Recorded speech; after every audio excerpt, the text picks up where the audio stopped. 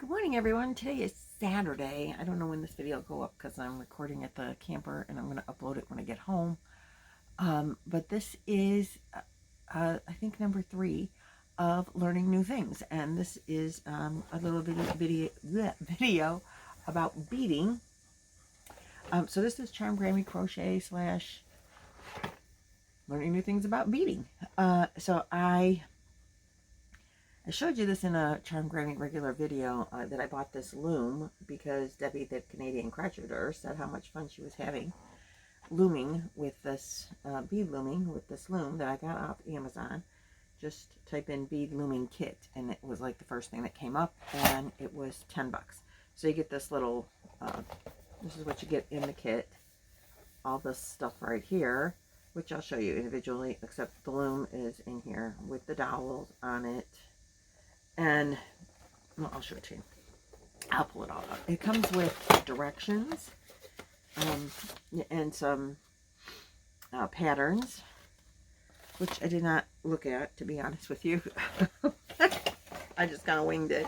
I mean, I did, look at how you put the loom together. So the loom comes, and it's got these little dowel thingies. And if you'll notice, it has a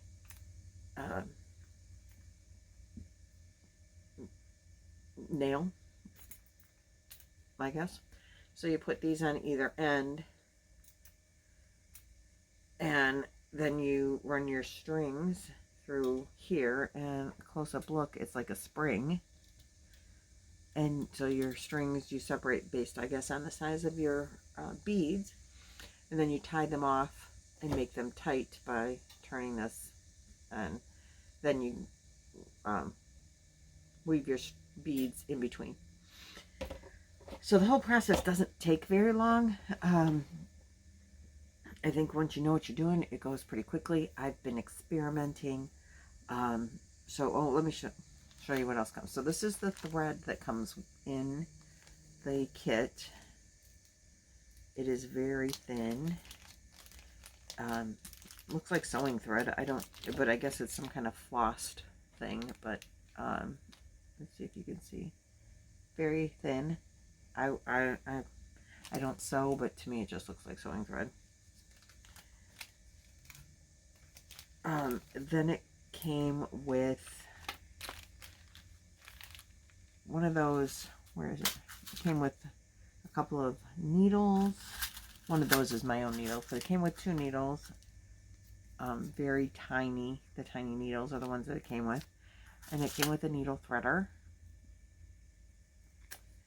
And it came with these 3 sets of beads. And apparently these are called 18/0 beads. And I'm learning that the bigger the number, the smaller the bead. Which is why they have such tiny thread and needle. I have not used these beads yet. I started with, that's what came with the kit. That's all. I started looming with beads that I think are considered, I don't know, I think they're bigger than a 12.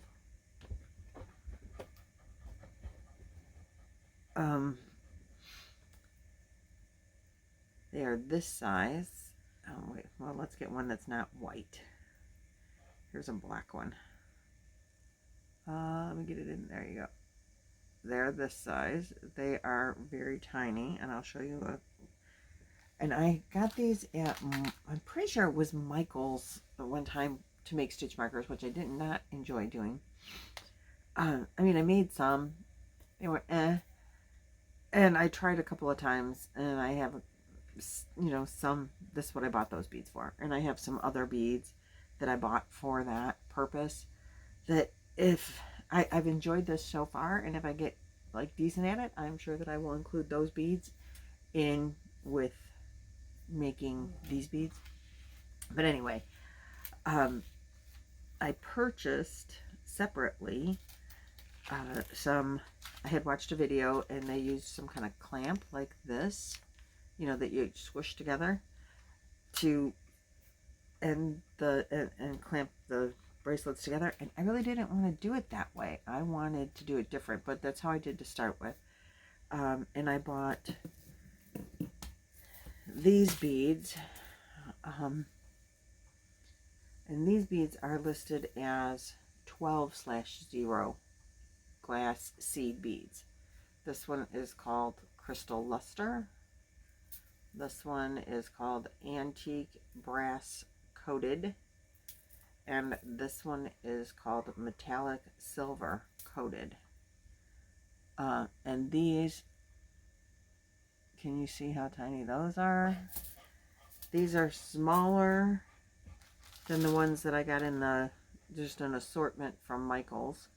But they are bigger than the ones that I got, let's see if you can tell, with the kit. I've been practicing with the biggest beads. Make it easier on myself.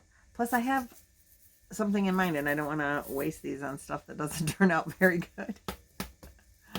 And these are so tiny, I'm afraid of them. I'll be honest with you. So I did make a bracelet, and the beads that I use, the beads from Michael's, and they're not very unified in size. Some of the beads are thicker this way, and some are thinner. Some have bigger holes, some have thinner holes. But I used those beads, and this is what I got. And then I put it together with this and some glue. I used E61000 because they said you glue the ends, and then you tie them and cut them, and then you clamp them. And I don't know if there's a right or wrong way to put this thing, but I think I put it the wrong way. If there, oh wait, I guess if you do that, okay, here. Hold on, just let me clamp it together. I can't put it on myself. I tried, and now I can't even clamp it at all. So when it's on you and against the skin, it lays much smoother than what it's laying here. But the actual beading process did not take me long at all. And I had seen the kit did not come with this pattern in it, but I just I saw some and I thought, oh, that doesn't look too hard, I can do that. And so I just kind of winged it, and that's what I came up with. And it's okay. It's not as like tightly woven probably as it should be. And I think part of it is because of the lack of uniformity in the beads, and I'm hoping that these other beads would be better about that. That's just my opinion on it. But that's not the kind of clasp I want to use. I want to use a clasp that slides, and they call it a sliding, you know, it's a string and it's a sliding knot. And that's what I want to use, because I don't want to have to worry about if I'm making it the perfect size. You know, like measuring. I'm not good with measuring. I don't want to measure. I just want to be able to pull and have it fit whatever I need it to fit. Wrist, ankle, either or combination. And I wanted to be able to maybe hang a dangly off of it of some sort, because as I said in my previous video, which was just a crochet video, Roy had bought me an ankle bracelet when we were in Myrtle Beach, and it was beaded like this, and it had similar colors to these in it, and then it had beads that hung down and dangled that went all the way around, and I just loved that thing. And it had those, you know, so I could get it on and off my wrist or my ankle. I wore it on my ankle and took it off once and then it was gone. So that was disappointing for me, and so I kind of want to replicate that, and so that's what this whole practice thing is about. Now, you guys, just on a side note, this is coffee, and we went to a festival yesterday, and we bought flavored honey. Have you ever heard of that? I got chocolate honey to put in my coffee. I'm not sure if I like it. I never put honey in my coffee before, but it was chocolate honey. The honey tastes good, but it's got like a funny taste. I don't know, aftertaste or something. I don't know, it's pretty good, but there's no sugar in there. I thought the honey would make it sweet enough, and I'm not sure that it is. And I have no creamer in there. I just put the chocolate honey. and I'm on it. But I figure it's probably less fattening and better for me than artificially flavored creamers and processed sugar, right? But I only drink 1 cup of coffee a day, so I don't really feel bad if I'm using artificial flavors and creamers in. But I thought I would try it. I think I still need to put sugar in it and try it that way. Okay, enough of that, and back onto the beads. So I also have this cord, and this is much thicker than the other cord. And so I practiced with this because I thought for the slide pull it would be better. And the beads actually fit better, and this size bead worked better. My knots show where I had to add, and so it's not the greatest. But I got a dangly on there. I don't know if I did it right, but I got it. It does fit on my ankle, and I have the slide knots. So if you pull these strings, you see, and then you can make it bigger again like that. That's what I wanted to be able to do. And I did not use the clampy things. I figured out my own way of like bringing it together. I don't think that's the ideal. I like finishing it this way better than the clamps. But I don't think that's the ideal to have the 4 strings. I don't know how that would work with, because I also have this stuff that's like fishing line. I mean, it looks like fishing line. Debbie commented on my last video that she actually stole fishing line from her husband to have the clear. I don't know if the fishing line, how that will work with the fishing line. But when I was at Hobby Lobby, which is where I bought these, they recommended this fishing line type to go with those beads and smaller. So I think this turned out kind of cool. Again, it's kind of my own pattern, but like you can see here, I have a knot. But that bead is small. See how you can see how small this bead is as compared to like this bead right here is real big, and it kind of throws off my everything right there.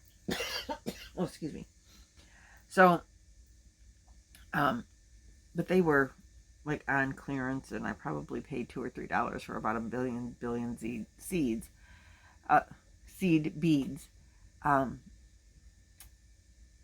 But they were just for making stitch markers and not anything that had to be like precise. So I think I want to try the teeny tiny beads and the thin thread again, but use the beads that came with it. But I don't like that design that they, well, I guess it's okay. It's just dark for me. The design on the box, they have other designs, patterns in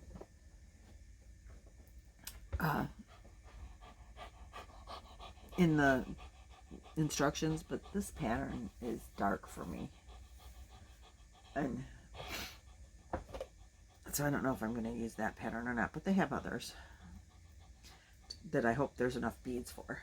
And so this is where I am with learning new things. There's videos on the gliding knot, so the next bead pattern will be, I think, with the thin thread and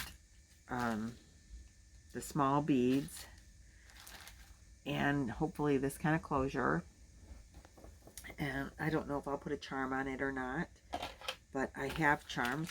Madonna from my in our Christmas swap sent me a bunch of elephant charms, which I did bring here to the camper with me. So I have all these elephant charms, which, I mean, there's a ton of them in here, and I love elephants. So I really do need to make one to put the elephant charms on, or at least one charm per bracelet or something. Like, look at this one. Isn't this one cool?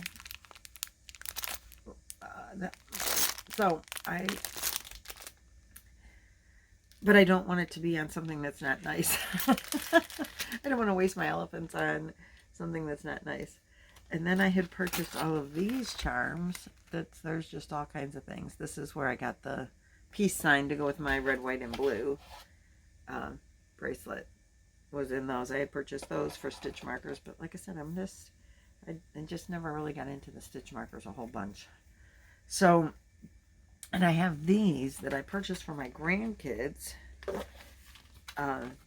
thinking they might want to make bracelets out of them, but they're letters and smiley faces.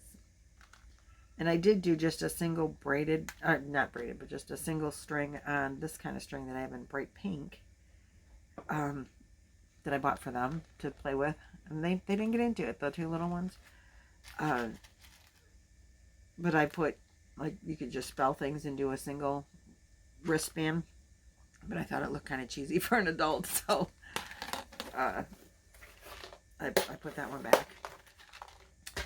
And I have these, which I hope might be enough for a bracelet. I think I would have to use the thin string for that. But I really like that color. But it's the only kind I have of this, is just these. So it would be solid and maybe a dangly. You know, put a dangly on it. Except I would want a gold dangly, I think. I don't know. But these are a different shape. They're like just more square. But they're pretty unified looking. So I might try those as well. But I'm going to do the seed beads again next in the teeny tinies. And wish me luck. And I'll show you how that goes in another video. So have a great day. Thanks for watching. Thanks for sticking around for the video. I hope you're enjoying learning new things with me. And the next time I come up with something new to learn, I'll let you know. Have a great, awesome day. And I'll see you in the next video. Bye.